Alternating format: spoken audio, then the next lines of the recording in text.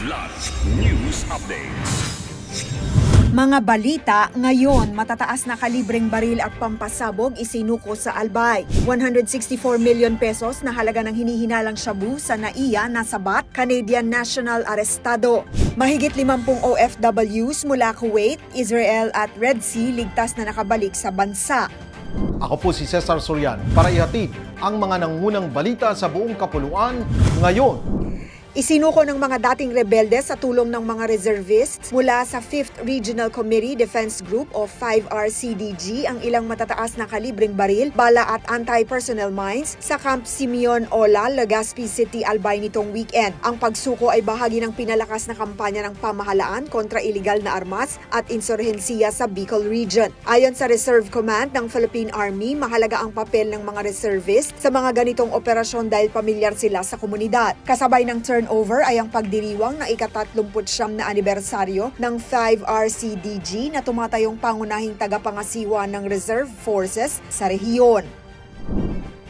Arestado sa Ninoy Aquino International Airport o NAIA Terminal 3 ang isang 66 anyos na babaeng Canadian matapos makuha na ng hinihinalang shabu na nagkakahalaga ng 164.7 million pesos ayon sa ulat ng Philippine Drug Enforcement Agency o PDEA nitong Lunes.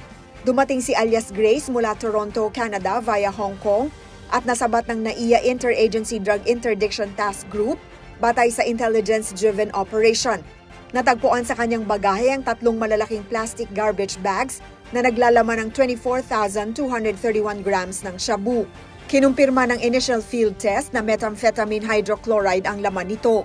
Kumpiskado rin ang kanyang Canadian passport, boarding passes, cellphone ID at declaration form.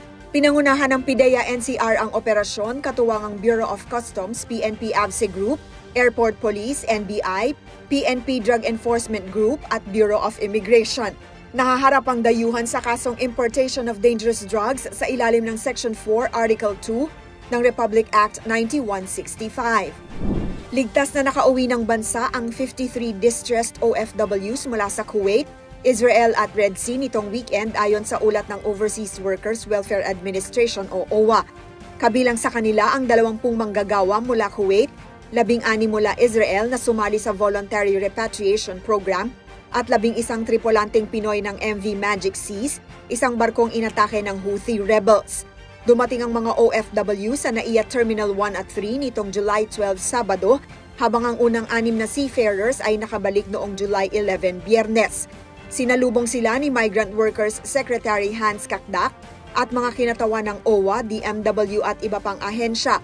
Ayon kay Kakdak, bukod sa paunang tulong pinansyal, nakatanggap sila ng medikal na pagsusuri, mental health support at reintegration assistance. Binati rin ng kalihim ang tapang at dedikasyon ng mga seafarers sa kabila ng naranasang panganib. Patuloy ang koordinasyon ng mga ahensya upang tiyaking may sapat na suporta ang bawat OFW. Para sa Kidlat News Channel, ako si Rosalyn Sinchonko, nag-uulat. Ako po si Cesar Sorian, kasama nyo sa bawat pagputo ng balita.